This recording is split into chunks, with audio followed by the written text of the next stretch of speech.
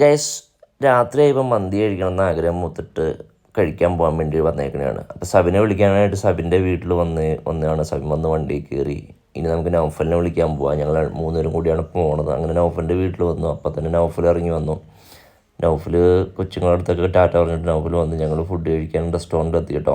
നമ്മുടെ കൂട്ടുകാരൻ സിദ്ദീഖിൻ്റെ റെസ്റ്റോറൻറ്റാണ് ഇത്. നേര്യമംഗലത്താണ് സ്ഥിതി ചെയ്യുന്നത്. ഒരു അടിപൊളി റെസ്റ്റോറൻറ്റാണ് കേട്ടോ ഗൈസ്.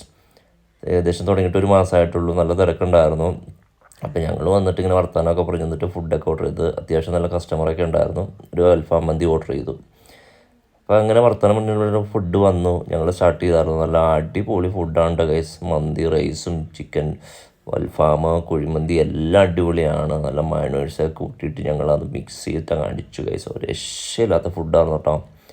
അടിപൊളിയായിട്ട് ആസ്വദിച്ച് കഴിച്ചുകൊണ്ടിരിക്കുന്നതായിട്ട് ഞങ്ങൾ സാലഡ്സ്, പിന്നെ വീണ്ടും മയോണൈസ് മേറ്റി അടിച്ചു. നൗഫലൊക്കെ തിന്നാണ്ടോ എന്നാ തീറ്റിയാന്ന് നോക്കി.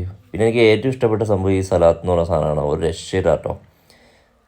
അങ്ങനെ അടിപൊളിയായിട്ട് ഞങ്ങൾ ഫുഡൊക്കെ കഴിച്ചിട്ട് അപ്പോൾ ഇതാണ് റെസ്റ്റോറൻറ്റ്, ഹോട്ടൽ അൽമാസ്. നേര്യമംഗലത്താണ് സ്ഥിതി ചെയ്യുന്നത്. നേര്യമംഗലം ടൗണിൽ തന്നെയാണ്. നമ്മൾ മൂന്നാർക്ക് പോകണ വഴിക്ക് പാലത്തിന് മുമ്പ് പമ്പിന് ലെഫ്റ്റ് സൈഡിലായിട്ട് ഈ ഹോട്ടൽ കാണാൻ പറ്റും. എല്ലാവരും ട്രൈ ചെയ്യാം, മസ്റ്റ് ട്രൈ ആണ്. അടിപൊളി റെസ്റ്റോറൻ്റാണ് കേട്ടോ. Okay guys, thank you.